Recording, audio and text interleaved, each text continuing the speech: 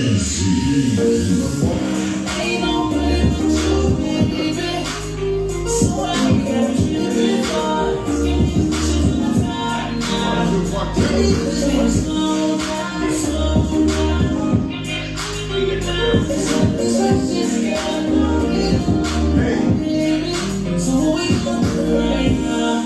me why you acting like that. When I'm not getting right, I'll bring it right back. Going through my phone, always accusing. You got a good thing, baby, don't use it. I know I'm hard to talk to when I'm overseas. That's no girl, you my one and only.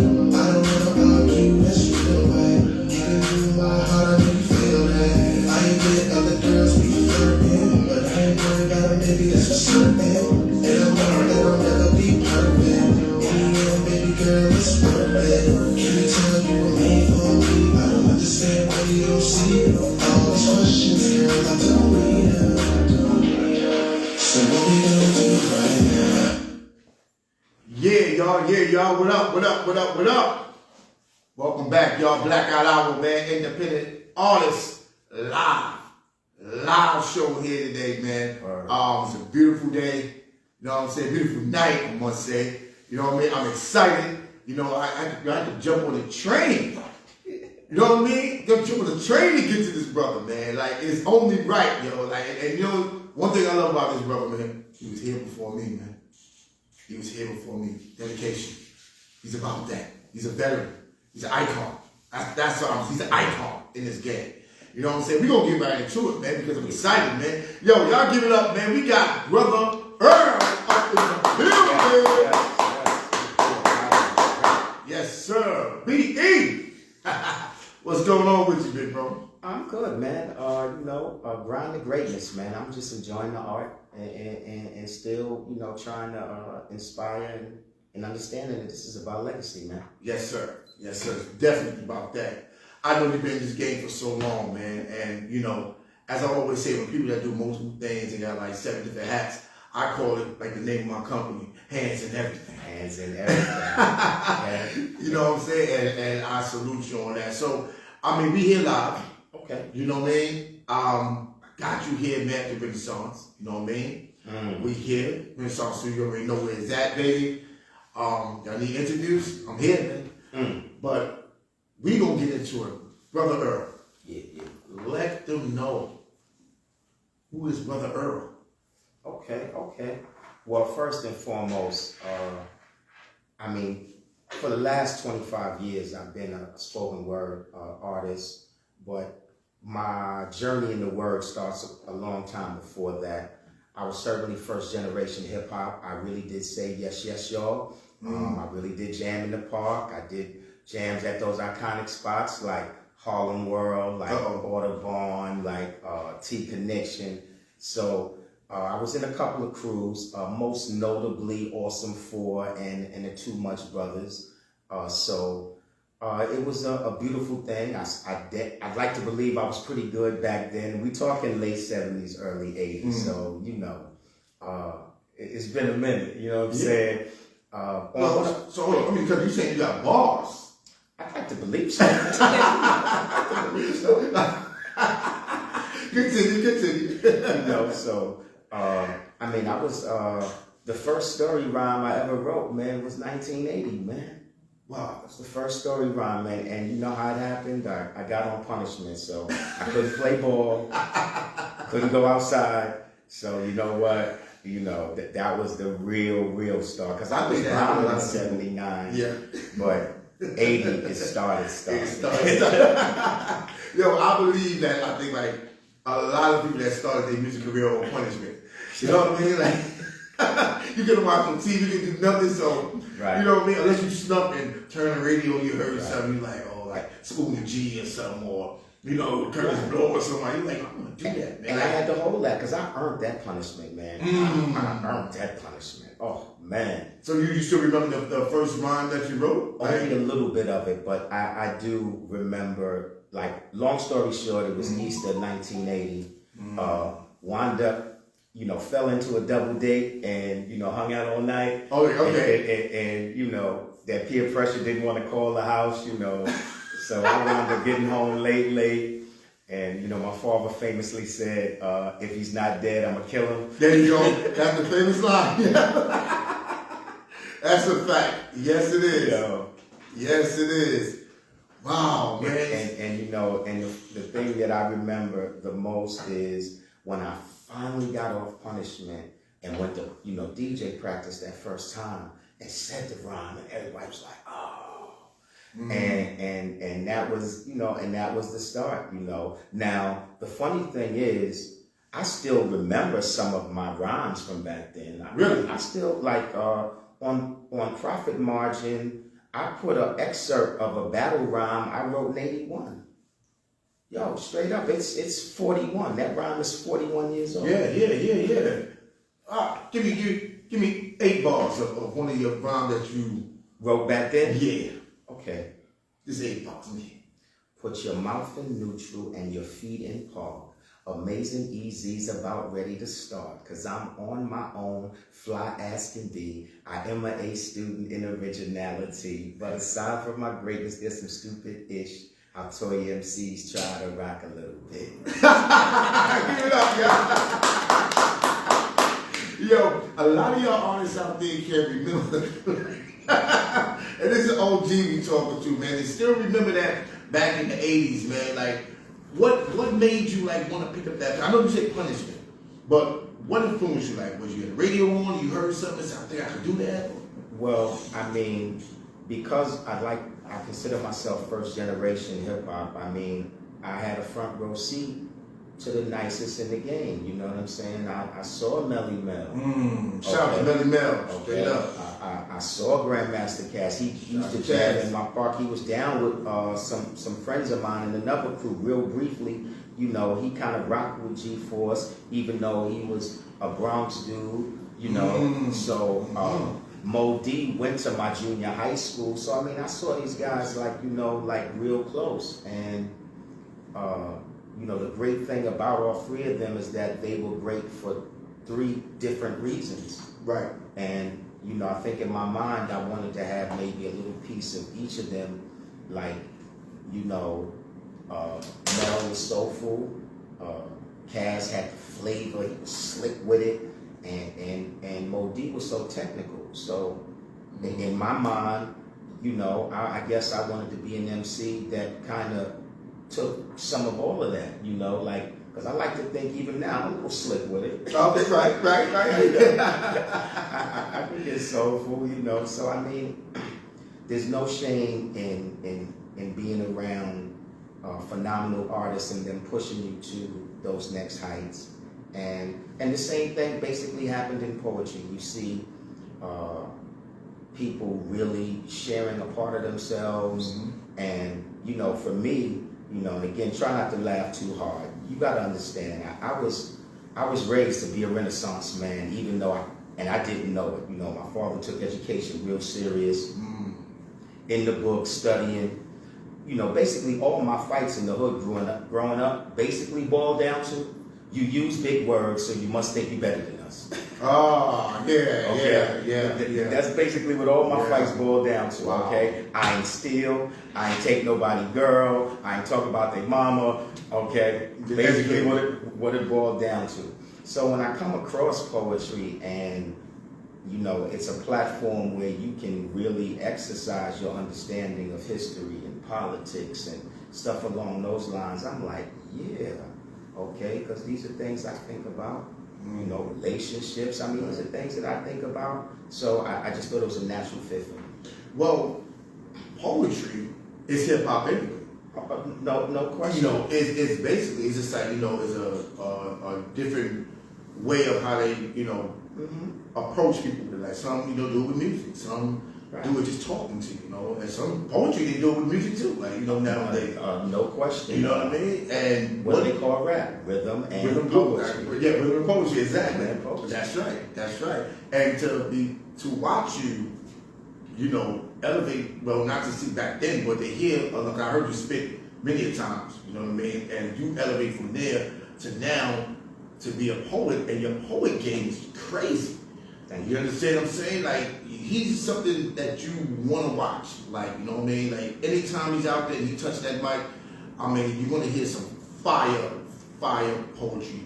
Come on, and I co-sign that. You know what I'm saying? That's what's up, man. And I really salute you for that, bro. Like, Look, really, you gotta model the art, man. Yeah. Okay. You don't know who's hearing you for the first time.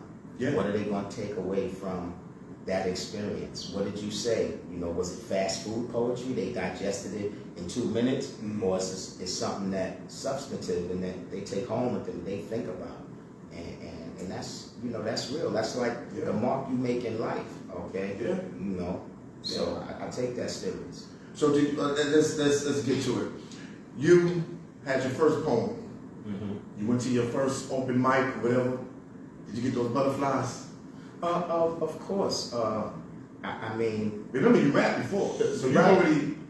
And all true. But here's the thing. When I first got into poetry, I got into poetry dealing with two specific things. In '96, I had this real emotional breakup, and you know, it got me doing something that you know, I started writing poems. But the thing that really took me off the porch was my father passing in '99. Like, that was it. Like, when my father passed, like, it just wouldn't be denied. And it was just, I had to really kick down the door. So at the time, I had a house in Jersey, but you know I'm a Harlem dude. So some of the first spots I did was in Jersey, and to be honest with you, my mindset was, you know, if they don't like it, who know me out here? Right. You know?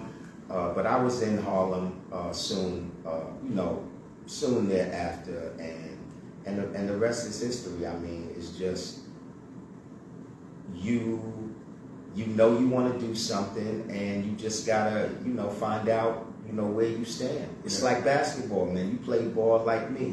Either you can go to the park, you know, either you're gonna pull up, you know what I'm saying, or not, you know what I'm saying. For those who ain't know,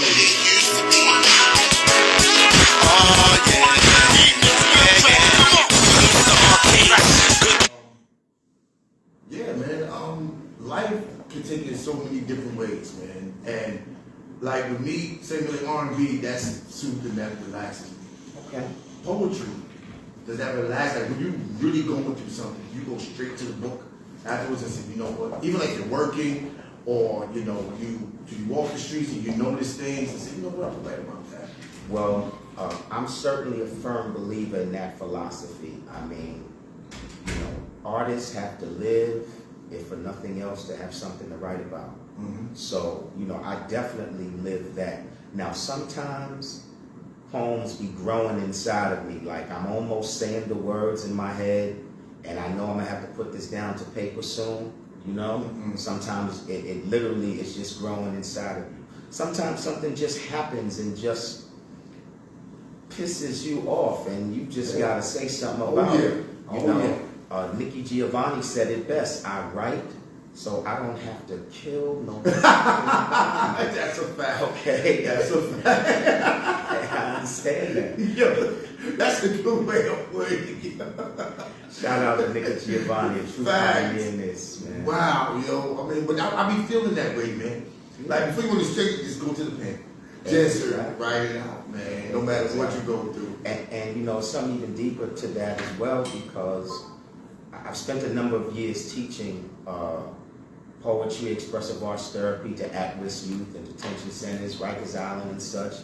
And that's kind of like what I'm trying to get them to understand, like use the pen to diffuse some of this, you know, anger and frustration that you're having with life. Yeah. You know, so it's a real thing, man. Like, poetry, art really does save lives, man. It does. Okay. It does. And I try to tell a lot of kids that, like, you know, I work with, you know, I be seeing them in the street and they really be, you know, acting real wild. And I'm going to the side like, what is your hobby?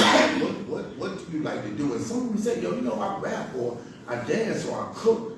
Like, a lot of those things, they do save lives if you just put your right foot forward and do what you know what you can do. Like, Yes, man. these kids today, like, I don't understand that. You know, there's so many things out here that you can. But It's crazy. understand this. They took art out to school. Yes. Okay, yes. like we want to get to the genealogy of how this happens. They took art out to schools. I remember music class. Yeah. Okay. Yeah. I played instruments in high school. I played the sax, I played the alto sax, and I played the clarinet. You had to take music. Okay, this is what you did. I wrote my first song cutting class, doing a music class, a Christmas song. For the Christmas choir, you know. So yeah, man, you're right. When they took that out, that community centers and everything. You know what I mean? They never had that back in the days, like poetry, community centers, like stuff that you could teach. Like that, they never really had that. I don't remember. I can't say that it was poetry classes in some of those after-school programs, but Right. there was certainly creative writing. Creative writing, There was right? certainly Exactly. creative writing. Exactly. So I mean, your art was at least encouraged, whether maybe you were a painter, you were a drawer, or whatever. Right. So that art was encouraged, and unfortunately, when they started taking the art out to schools, you gotta understand strategically the things that they did. They took the art out to schools, and they took some of the trades out of the school. Okay, so the kids can't express themselves through art. They can't turn around and get a meaningful trade, electrician, plumber, such and such. Okay, these kids are being put in positions to fail. Okay, and that frustration, bubbles over. Yeah, it definitely does. But check it, y'all. We're gonna take a quick break, man. We're gonna be right back with some more of Brother Earl and how his journey is from the beginning to now. So don't go away, y'all. We'll be right back. You heard? Yeah. Let's go.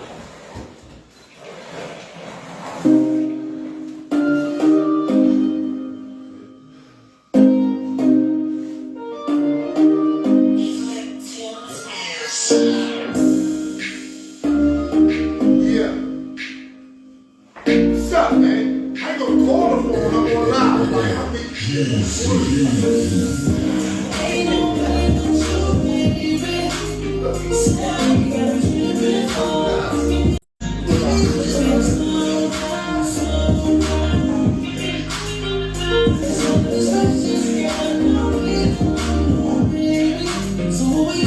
Baby, tell me why you acting like that.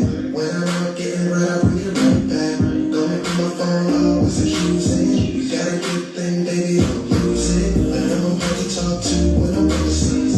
That's no girl, you my one and only. I don't wanna argue, that's real, right? Giving you my heart, I know you feel that. I admit all the chords got flirting. If you ain't gonna this time, it's a circle. And I know that I'll never be perfect. Girl, it's worth it. Can you tell you were made for me? I don't understand why you don't see it. All these questions, girl, I don't need them. So what we gonna do right now? Ain't no way but you, baby. So I gotta keep it for. Asking you questions in my time now. Baby, this is slow down, slow down.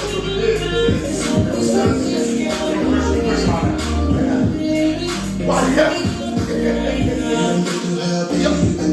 Don't do that. I had a hell of a day today, alright? I say to enjoy myself. Come from the water bullshit. I'll do that. My wife's a dog, bro. Put your trust in me, girl. Don't be so young-minded now. I admit I like girls be flirting, but I ain't worried about maybe that's for certain. And I know that I'll never be perfect. Baby, young baby girl, it's worth it. Can't you tell me what made for me? I don't understand why you don't see. Cause all these questions, girl, I don't need them. I don't know. So what we gonna do right now? Yeah, y'all, we back.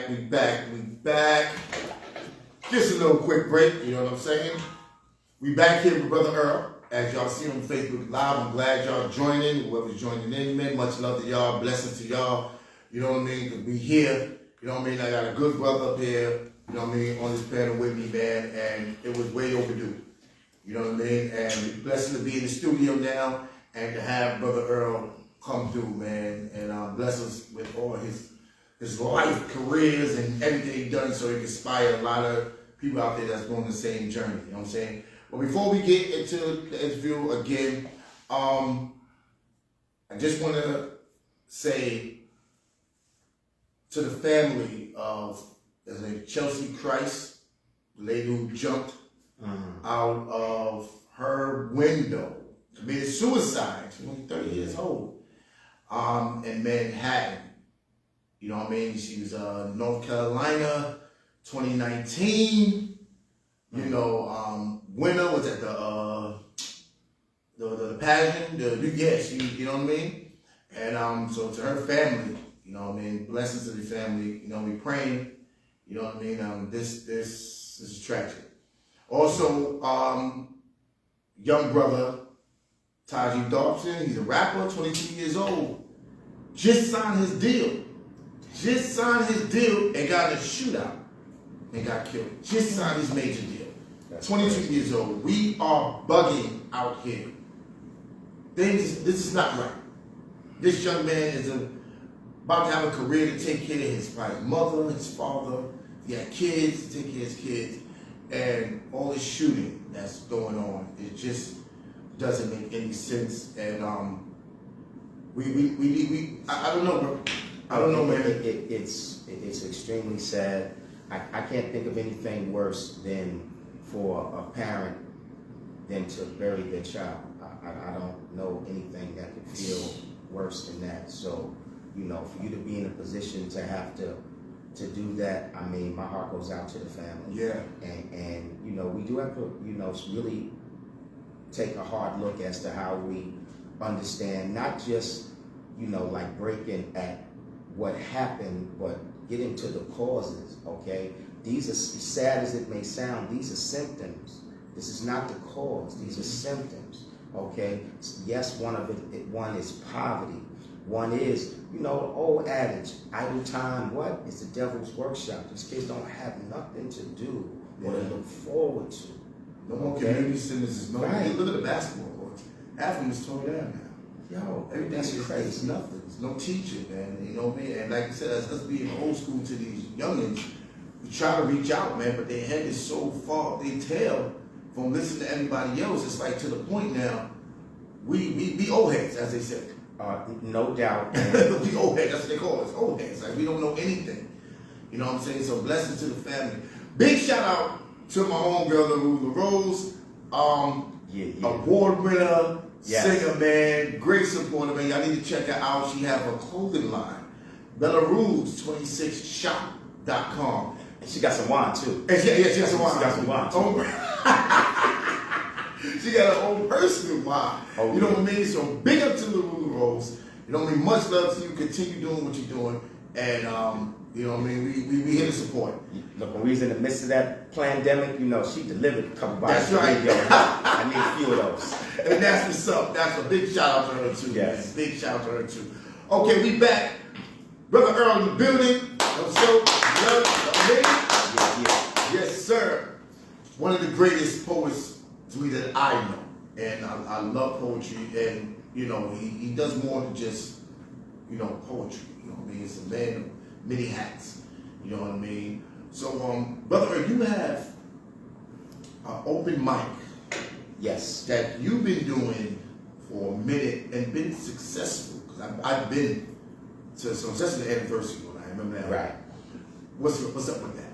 Well, I've hosted open mics for a little over 20 years. I started out at the Sugar Shack. Whoa, okay. Yeah, big ups to Odell. That's my dude right there. You know, Sugar Shack in Harlem, 138. Okay, live. But presently, I'm at another spot, actually not that far from Sugar Shack. Okay, it's called Hexagon Lounge, 318 West 142nd Street between 8th Avenue and Edgecombe. Black owned. Okay, so I'm there every second and fourth Tuesday of the month. So the next one is actually this Tuesday, February 8th. And we have a live show, got a DJ. Big shout out to my boy D Mecca. Matter of fact, he was the first DJ I had as an MC, man. Yeah. Yeah, he's he's DJing for me for my open mic. You know, over the years, you had several DJs, but you know, me and them go way back. Okay. You consider him, yeah, we go way back. Okay. When I went to practice and did that first story rhyme, it was at his house. Okay. So he's there from the jump. Yeah, he's there from the jump. D Mecca. Wow. Dude, all right, I like I said, I like poetry, right? I came up with an idea. Okay. And I'm glad you're here.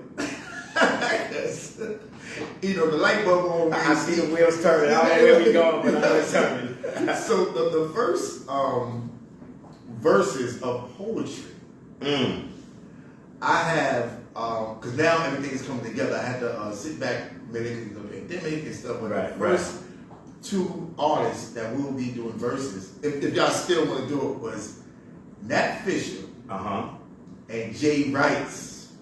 Okay. And you're Jay Wrights. Okay. And you're Nat Fisher, right? So they with it. They was like, yo, so I'm like, once I get the platform, once I get everything, it's going down. And it was gonna be in Katona. After happening in Katona. But then it was like, oh, you know, you gotta have this and that, I think the paperwork and all that. So I said, you know what, I wanna find a venue. So now we got something coming up. You know what I'm saying? I got a spot now. Okay. To do that. Okay. What you think about that? Versus poetry. I mean, here's the thing, okay? The way verses normally goes, you know, people are either performing, you know, their songs and their tracks and stuff like that. Now, you know, the issue is, do these poets have, you know, do they have art, you know, they have material like that? That's right. That's you know what I'm right. saying? They have albums, you know what I'm saying? Well, Jay Wright was like, he got it. He got some. It's like he got some too. Right, exactly. And that wasn't a shot at them. I'm just saying in general. Right. Okay, you got to have some joints to throw on. Okay. Now, don't get me wrong. I think a verses would probably be served where they got a chance to throw on some of their tracks and did something live. See, for me, you know, to me, it's almost in the same vein or offshoot of doing what we call slams. Slams in poetry were competitions. That's right. Okay. And I've long thought that poetry is a diet, okay, and how your health as an artist depends on your diet, okay. That means you have to do open mics. In my opinion, a poet needs a home mic. You need some place that you feel comfortable, empowered to try new things. If you mess up, it's not the end of the world because people still love you there. That's right. You got to be able to do features, okay, where groups of your work has to be, you know, coupled together. You know, can you put a 15-minute set together? Can you put a 30-minute set together? Okay, and it's coherent and it's smooth and it flows. Okay, that's part of the diet, and also slams are part of the diet. You know, a little competition don't hurt. You know what I'm saying? A little competition don't hurt. Exactly. Okay, it's going again, man. To me, and I guess that's the, you know, where I think me and you are similar. See, we really played sports, so the competition part doesn't bother us. Okay, I've been to look. I played ball. I played football. I did both. Okay, you pull up to the park, you're gonna go at it. That's if right. you lose, you know what it is. Okay, but when game is over, when they slap five, okay, are they bigging you up because you did your thing, or they, you know, giggling? Yeah, that's it. Yeah, killed them. Like, Yeah. They always say that afterwards. They shake your hand. Right. When you go off the court, it's like, right. I gave him that. I gave him that work. Got that business. You know, so that's the way I look at slams. And to me, a verses is just an offshoot of a slam in a way. And again, when you go hard, whether it's basketball, football, or poetry, after the game, when you dap up, after the competition, is still love. You went hard right then, like you were supposed to. You know, and what I found in my time in poetry is that because a lot of the artists really don't come from a sports background, they have a hard time dealing with not, you know, winning or their poems not being accepted or loved by the crowd or whatever. Sometimes they get a little tight about that because they're just not involved, they're just not part of, you know, they don't have any history in competition. Okay, they never slap boxed. Okay, they never Exactly. slap boxed. There you go. Okay, There you go. they didn't Yeah. supposed to slap box. Okay. Yo, not to take that. Right. They didn't snap. Okay, where I'm from, yo, if you ain't know how to snap, bro. Oh yeah. Oh my God. Oh, yeah. You would. Yeah. Oh man. Something. Yeah. Okay, you better figure it out, man. Okay, you You never don't come say outside. You don't say a wax snap. That's when you get the mouth like, you know, to the side. Let's go to the side. You're high. Well, that was whack. Right, exactly. You gotta be able to snap. I mean, you know, you gotta be able to look. I remember playing 21 in the park for bumps, okay? You lost, you got the ball thrown at you, like, Right. yo, like, yo, real-ish, man, okay? Yo. This is history, y'all. This is history. That's Okay, a fact. so there's I think there's a certain type of competition that we just were kind of raised in. So to me, the verses is all part of that. You go hard, you say your ish, the chips fall where they may, and as long as you gave a good account of yourself, man, that's what it's about. That's good. Well explained, well explained. Yeah, so what do you feel about the poets that I mean, I don't want to throw people, you know, under the bus, but when they read off their phones or paper, do you think they're not putting their all in, or you feel like, oh, maybe they're just starting and you know, give a bit of a doubt? I think it's a combination of things. But they do it constantly sometimes. Sometimes they do it every other week or something. You see them. Some people are constantly writing, so their work is new and they just want to get it out. I don't really have a problem with that per se. Okay, some of the greatest poets that have ever lived did a lot of reading of their work.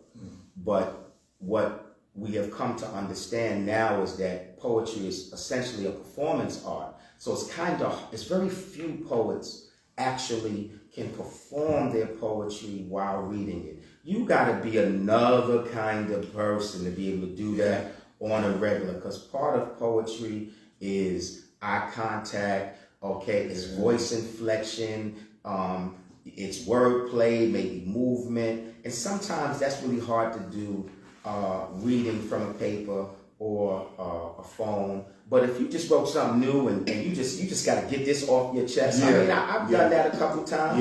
Okay, like, yo, I got to get this off my chest, yo. Okay, look, it's brand new, you know what I'm saying? New-ish, fresh PCs, okay, hear me, you know what I'm saying? That's something like how the rappers, when they be rapping over the tracks. Yeah, they be having their Just- papers. yeah. Yeah, they be having their papers in the booth, man. Come on, man. Come on. You guys, so you know, they just don't, like when as I'm singing, the same thing is like, it's you I seen people sing a song, man, on stage, like, Wow. and I'm like, Say, wow, right. like, wow, I seen it and kill it. But you know, because it was this, you're looking at your phone, Right. and you're singing like you're in the studio. You know what I'm saying? That's I said, what they people do. watching, bro. Like, I mean, a whole lot That's of tough. rappers, man, read their stuff in the booth, and then once the track is over, they put it in the car and listen to it yeah, for 2-3 days, Yeah. and then they have it memorized. And sometimes they may Right. come back and redo it or whatever. Now, see, for me, you know, being an independent artist, it was imperative that I knew my poems backwards and forwards, because I couldn't afford to be playing around in the studio. Yeah, yeah. That was coming out the pocket. Yeah. Okay, there's no budget. That's my money. exactly. Exactly. You're right about that, man. It's many times I said, yo, it's times I got on stage and I like been singing and turn around like, oh man, what's the next line? Because I did this so much. But then it's like, no, I gotta get this right, man, because first of all, you got people watching, the people who look up to you and respect what you do. You know what I mean? So if you wind up doing like poetry or singing and then you like, oh man, and lose the words, it's like, nah, you're not serious. And that's how I always took it. People like, not serious. So I mean, the best people make mistakes. Look, Jordan has missed dunks. Okay. Jordan has blown dunks.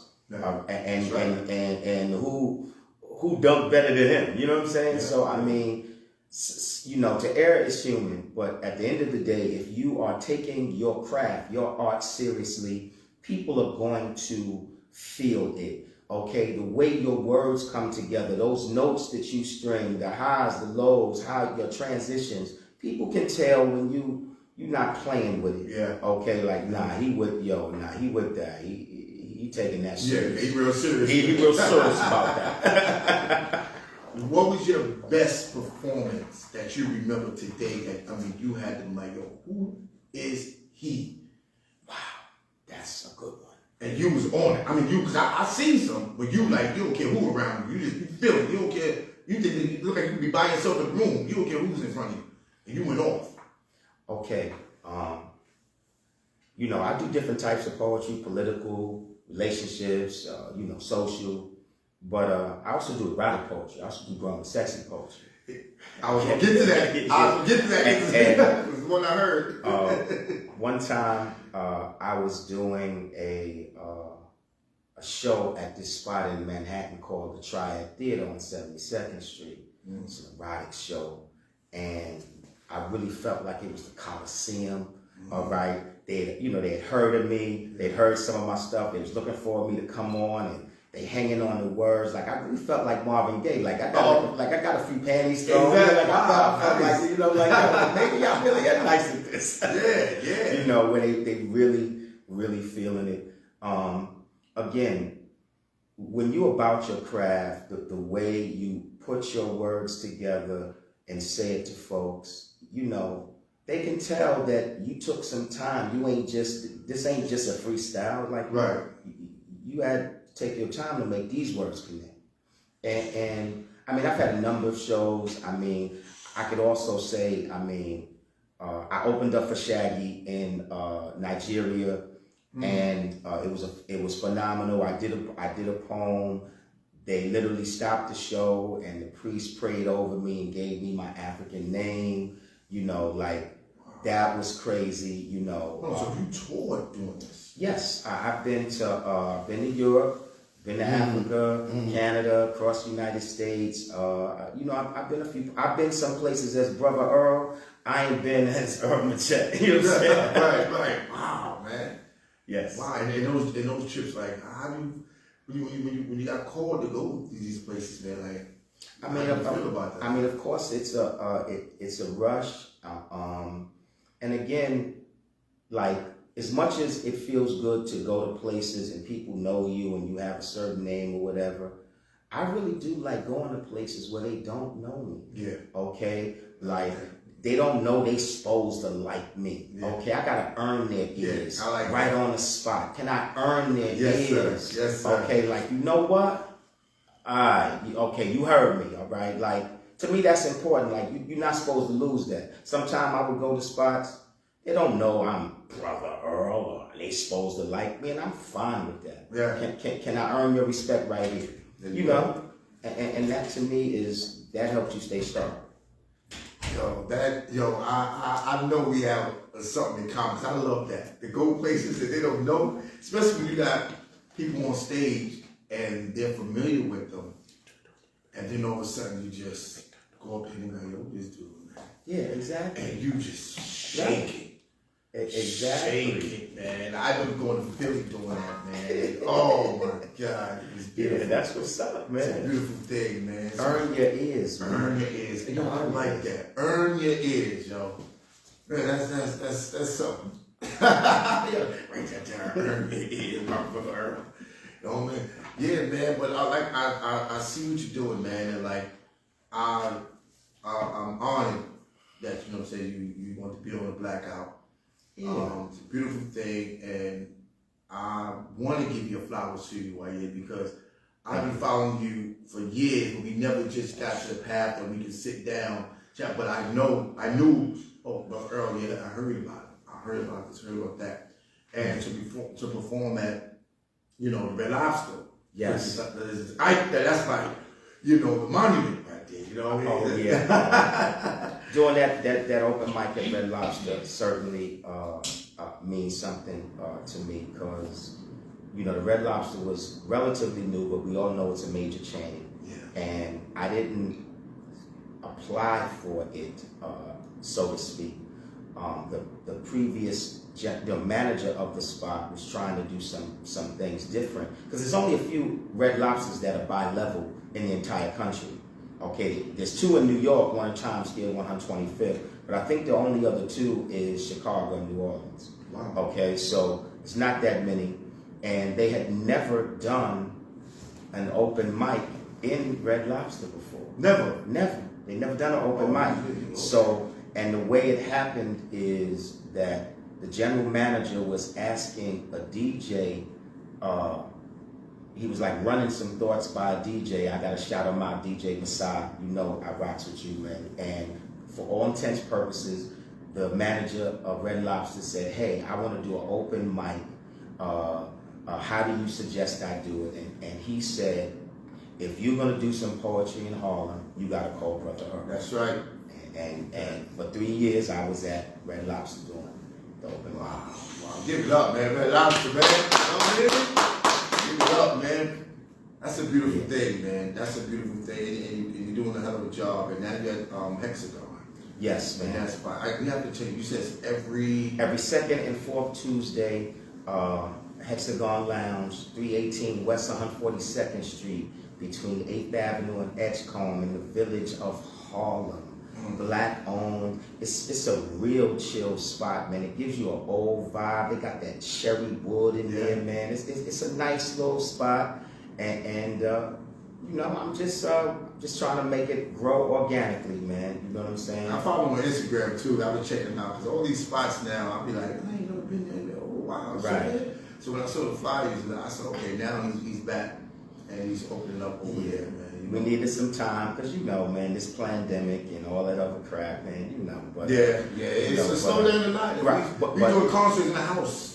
No question. but you know what? I'm not glad that it happened, but it gave me some time Yes. to just re-strategize. Yes. And you know, it gave me the opportunity to do some things that I hadn't had a chance to do. Like I was able to do some stuff in my house. Yeah. I even, you know, in terms of legacy, I was able to put some of my music, you know, on Spotify and some of these other streaming platforms. Nice. Because it's like, yo, when you're doing those Zooms and stuff like that, you know what, you ain't there, you know, because I'm old school, man. I'm from Sugar Hill, man. Okay? Right, I'm okay. hand to hand, okay? Okay, I'm hand to hand. But we, you know, had to do that because when you're doing these Zooms and stuff, you're not really touching the people, so they got to be able to, you know, get a chance to, you know, you got to be able to monetize the art in another way. So, you know, so on Spotify and other streaming platforms, you can look up Brother Earl. You can look up, I think I have 3 out. I got some of 3 albums on there. You can look up Poemography. You can look up State of the Art, and you can look up Profit Margin. Okay, and I got some joints up there, man. You know, I want you to vibe with me. Put some music out. Definitely gonna check it out, man. Yes. Yo, we gonna come right back and we gonna have Brother Earl hit y'all with at least 2 fire joints so y'all can see what he's talking about. You know what I mean? So, yo, man, y'all, listen, y'all not gonna wanna miss this, man. So, yo, we'll be right back. You already know. Let's get it, baby. Yeah.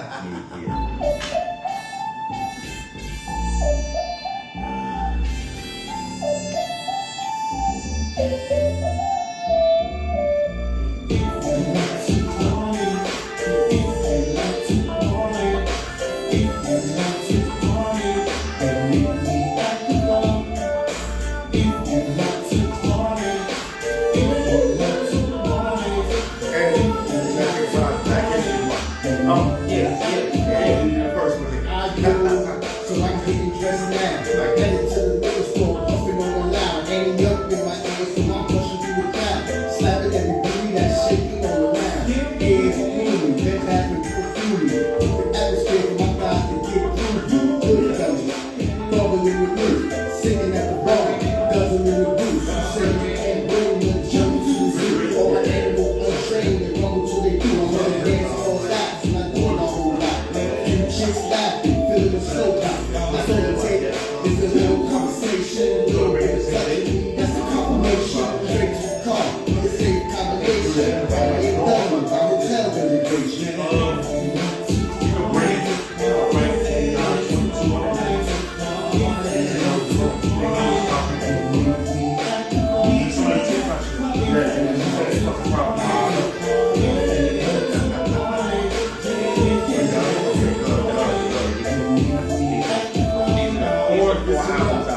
It's an open bar, and it's a chick on top. It's an open bar.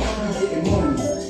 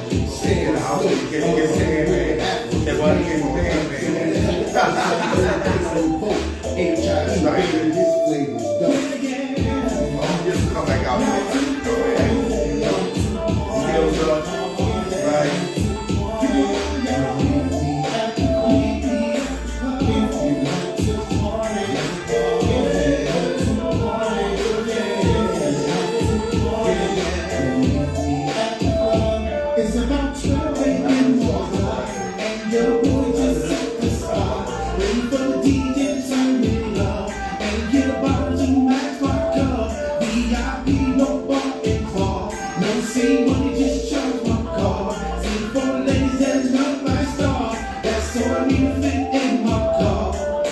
Is that from the times for the hate? Too many shades, I don't know which one to take. Shake that baby girl, don't hesitate.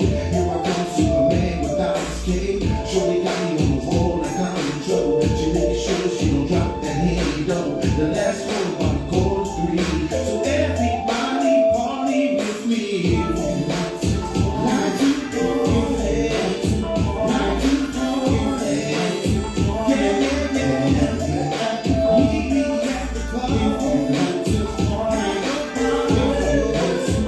Check my just meet me at the club. Yeah. At the club, yeah. That's my baby. Yeah, yeah, yeah. Meet me at the club. At the club. Meet me. Let's party. Yeah, yeah, yeah. Yeah, yeah, yeah. Yeah, y'all, we back at it. It's like we never left. You know, they see us. You know what I mean? First, we want to give much love to all my brothers and sisters out there, because it is Black History Month. Yes. Yes. Yes, we must acknowledge that. It's kind of a short month, but we make it a long month. We make it every day. It's Black History, man. Shout out to all the fallen soldiers. Shout out to the Civil Rights Movement. Shout out to everybody who fought for us to be here today. Yes. If Yes. you don't pay homage to them, I don't know what to tell you. Something wrong. Recognize you standing on the shoulders of folks that literally lived and died so you wouldn't have to. Exactly. And you gotta give them respect. Exactly. And a lot of y'all youngers out there, y'all gotta understand that. You know what I'm saying? You have to pay that respect to Martin, Marcus, you know, Malcolm and Harry, and many more. You know what I mean? Like, You know that there's a little bit of a story to that as to why my name is Brother Earl. okay. First and foremost, my father, when he regaled stories of him as a youth, you know, when he spoke of the people he grew up with, he always said Brother Bullard and Sister Dorothy. So, like, that always stuck in my head that it was a time before we called each other N-words and B-words. Yes. Okay? But the thing that I think that really galvanized it for me was, you know, Malcolm X's right-hand man was Brother Earl. Okay? That was his name. Right. Okay? Right. So, first my father, of course, with the seed, but then when I learned that, Brother Earl was like his dude, you know what I'm saying? And I felt like, yeah, I'm Brother Earl. Like, I'm knee deep in the movement and I can be counted on. I'm a soldier that can be counted on.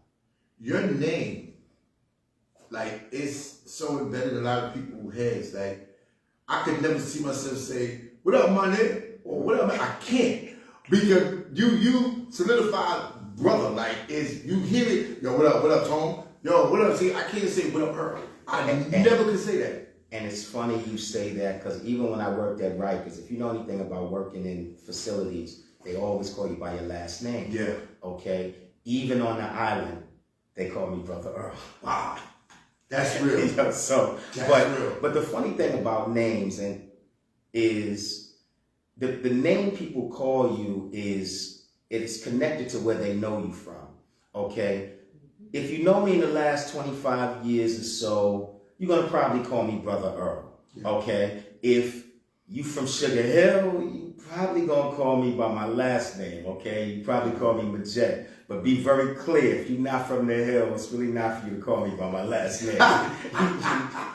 You don't have enough stripes on your arm. You know, these I tell everybody that. Yeah. Exactly. We from the sandbox. We grew up, you know what I'm saying? That's why they call me by my last name. Yes, sir. You know, sometimes the name people call you has something to do with where they know you from. That your journey of life. Like, journey of life. I tell exactly. everybody that, man. Yo, what up, Smooth? Like, yo, where you know me from, man? Like, right. I'm a mark to you, man. You know what I mean? Like, you know what I mean? You're not qualified. You're not qualified. You're not qualified with that. All right. Only family and people from out of the sandbox. Okay, we went to public school together. You know what I'm saying? Stuff like that, man. My nickname coming from because I'm from Prospect and Home Street. You know, it's Dizzy D. You know, Ruby D, home ranch. You know, to take you to a place at the ranch. Right. When it's time to work it out, we take them straight down to the outset. I remember. So, for me, so I had a nickname, and my nickname was Spoon. Okay. And I was skinny.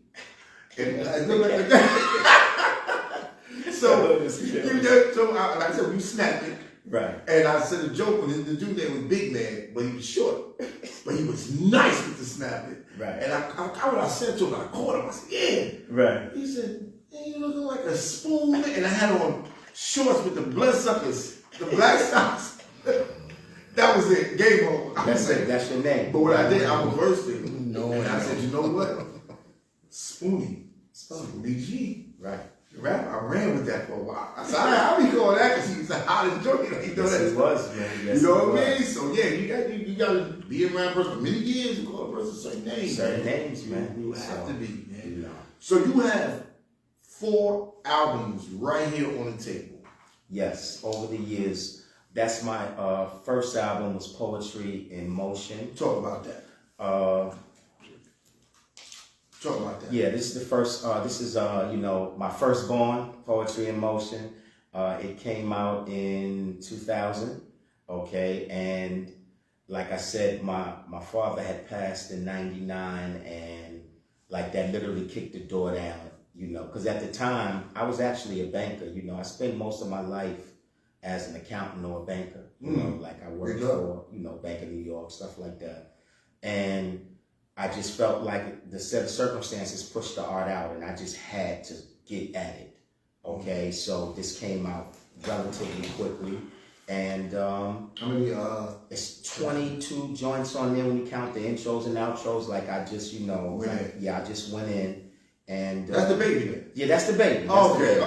Okay. And then in 2002, I did Profit Margin. Okay, notice how profit and margin, okay, because that was me trying to come to terms with my life in finance as well as trying to be a prophet, trying to speak to the youth, so it's Profit Margin. Then I had to get Grown and Sexy in 2003 and give them poemography. This is... I like that.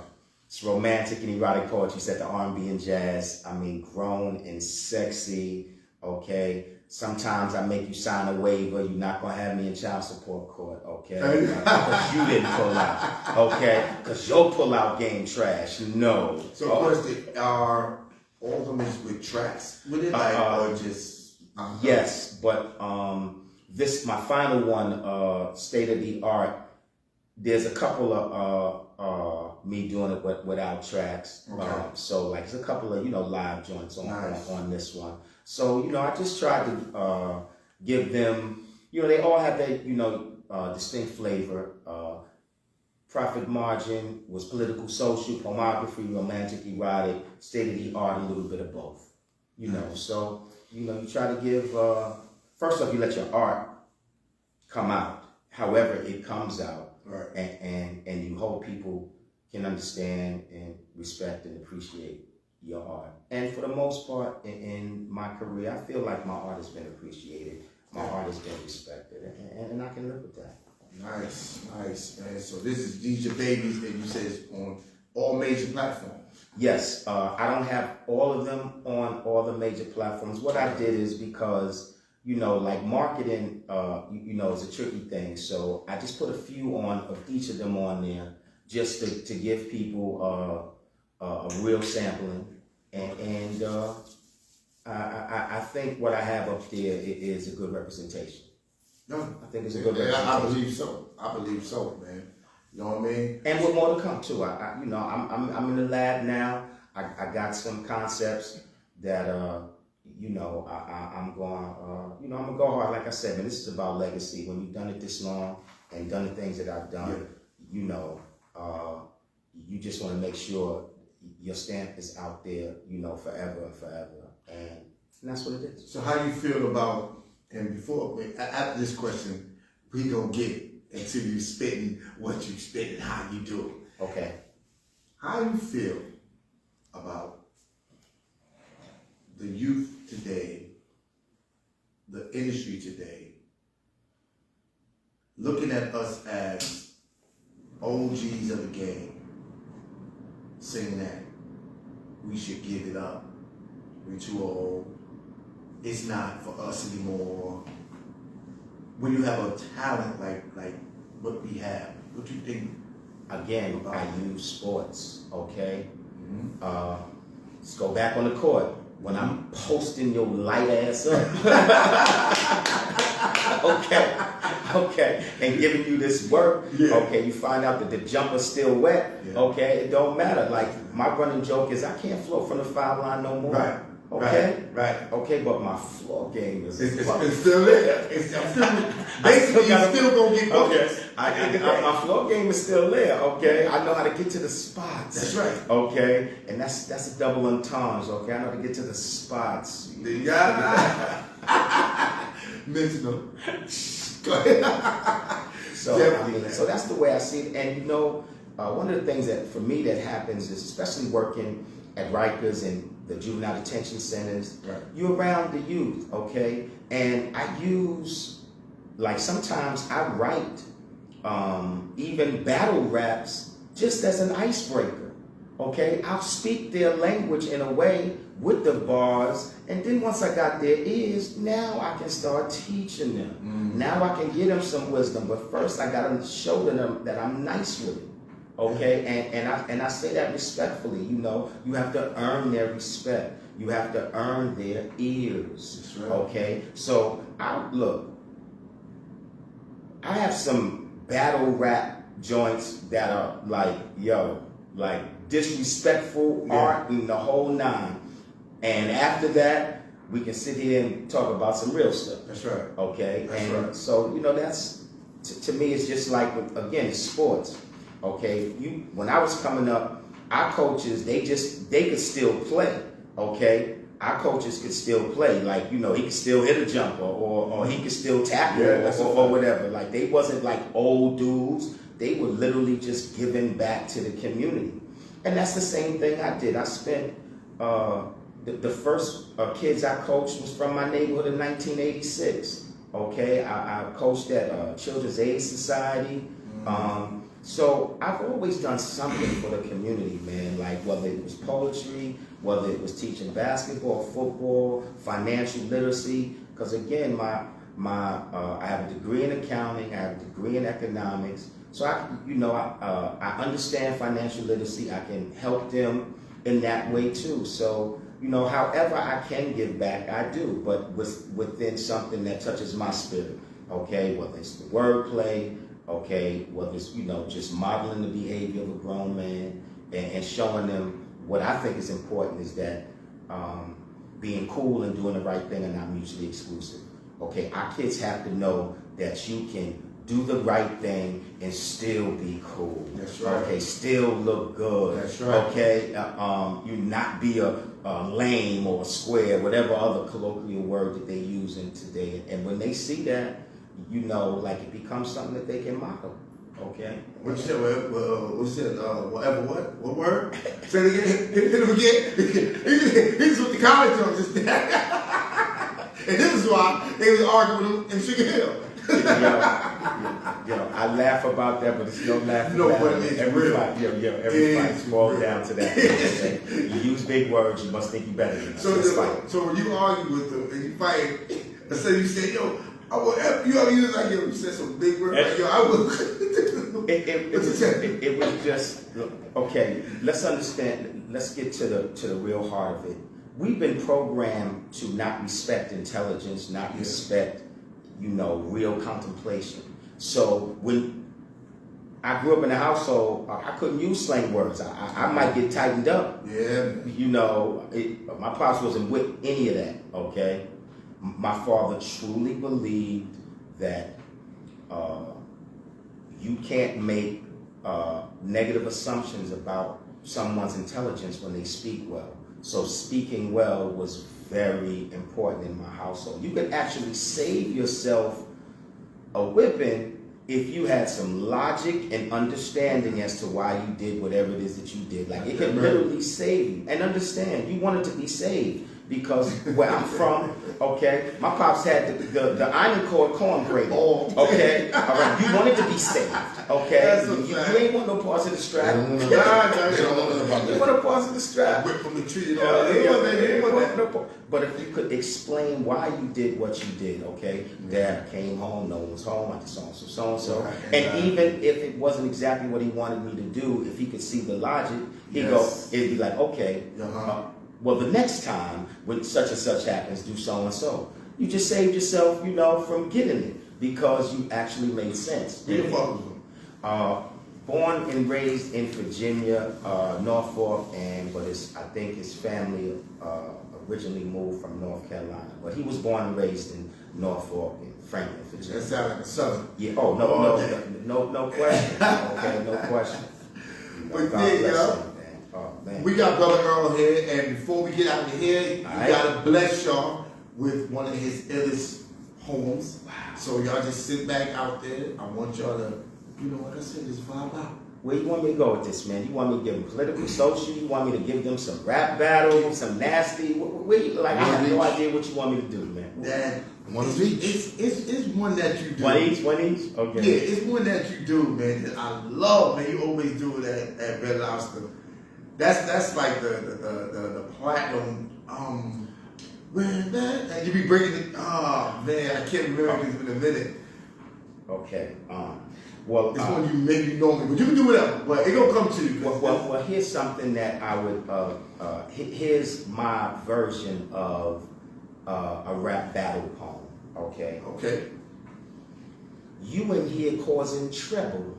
So I'ma bring the bass and snare. Wanna catch rectangling with me? In the octagon and devil's lair, Gilligan, you better try again. No man's in Ireland, I'm truth and dare. You the Bermuda Triangle when I cipher on a square. To the middle of the round, when I put a round in you square. Rest in Reese's PCs, I had your feces bagged on side like your broad was there. Steal on you twice, swag make her stare. Verbs on Viagra, I don't fight or fuck fair. Stick my in your chick's mouth, use her throat for daycare. All daycare is to be entertained. And since you flipping your jibs, I'ma enjoy bringing the pain. Cause I'm a vet and you can bet I go ape in the battle. I'm a silverback. Your ass gets skeeted on so much, you got a silverback. So when I grab the mic, it's like palming a gat. This the dum-dum line, and you smarter than that. No heart in your raps to try to bust back. I've done the math, and you're totally whack. Disagree? Then put up a stack. 2, 3, beat to the motherfucking E. Poet, slam, master, MC. So this straight dissing, ass kicking, you have yourself to thank. My squad on deck make you walk the plank. My squad on deck make you run your bank. When we roll on set, it's in a fucking tank. Shake that ass gut with me, you gon' get spanked. Go in your mouth, but this ain't dentistry. You know the drill. We'll cave your cavity, rain on your bumper ride like Cheryl Posse. Thor in the Thunderdome, come test me. But you ain't, won't pass a reply. Just a maggot trying to be fly. Can't win on time. Lose the bravado.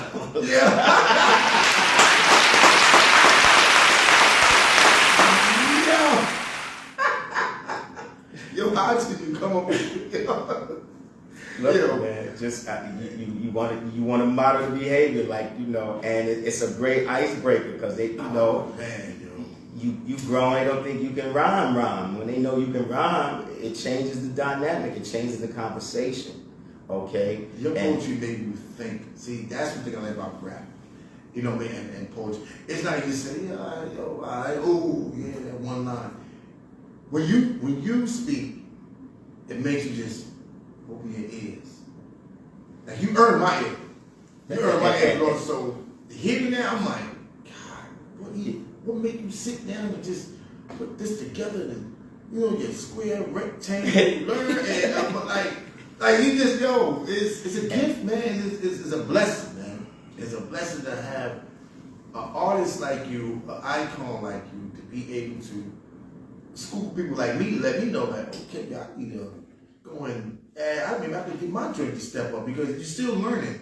Well, You know what I mean? Still learning. look at it like this. To me, one of our most iconic artists was Prince. Mm-hmm. And That's right. say what you want about his singing, how much you loved it, whatever, but Prince was a poet. Yeah, man. Okay? When you break down his lyrics, when you break down what he said, that's what made take his music to the next level. See, poetry is an essential part of however you express your art, however you express it. So, I just want to be able to put words together in a way that connect, that people can understand. Okay, I'm putting the breadcrumbs down there, but they sprinkled with some extraness. You know what I'm saying? Yeah.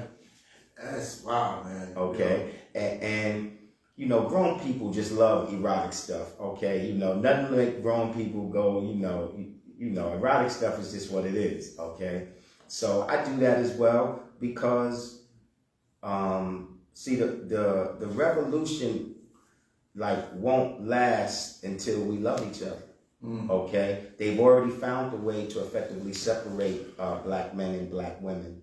Okay, so the only way we can traverse this matrix is literally to come together. Okay, and when you understand that, it changes everything. Yeah. Okay, we literally and figuratively have to come together. So. A lot of times I'll do erotic poems and I put cultural things in the erotic poems. I have some jokes in there. Like I try to give them a whole, Right, everything. a whole Do everything. one more. That's good, man. But yo, brother Earl, Yeah. I want to say thank you so much, man, for coming down here, man, and rocking out on the Blackout Hour. You know what I mean? And it's Black History Month. Yes. And you know what I Yes. mean? So, it's been an honor, man. And we got to do this again. No question, man. I mean, I'm ready, willing, and able to come down. I'm definitely going to support your platform. You know, we've been cool right out the box, man. And I'm going to put this on the air. We got to get in the studio and figure something out, man. Oh, yeah, man. We got to get in the studio and figure something out. Yeah. We're going to talk about that right after we Okay, let's figure something out. Okay. Everything brand new, man, for the 22, man. I'm telling you. Yes. Definitely. So, yo, much love to y'all. I'm glad y'all tuned in, man. I'm sorry it's our time to cut it. You know what I mean? Brother Earl, where they can find you, all platforms, all social media, where they can find you. Well, first and foremost on IG, you can find me at The Real Brother Earl. That's The Real Brother Earl, the same way your mama taught you how to spell, okay? On Facebook, you can find me by my government, Earl Majette, that's Majette. Okay, those are the two main places that you can find me. Of course, you can, every second and fourth Tuesday, you can catch me at the Hexagon Lounge on 142nd between 8th and Edgecombe. And if you want to hear some of my music, by all means, get on Spotify, man, and look me up, man, and see how I'm doing this, man. Poetry and music together. Yeah, that's It's what's all up, right, yo. man. Y'all give it up, man. Come on, brother Earl. And we're not doing nothing February 10th, man. At the HK Lounge, 3955 Tremont, we're doing the R&B comedy show. Okay. You know what I mean? Have two great comedians that's going to be there. That's Thursday. Yeah. Okay. We have Dre and Nicole performing. Okay. You know what I mean? So it's going to be beautiful, man. So, All right. I mean, I'll give you the details here too. All right. Come on out, because the poetry's coming down here too. Yeah, that's what it is. I'm letting you know ahead of time. Much love, y'all. You know what I mean? Thank y'all for joining us, man. You know what I mean? And hey, one love, baby.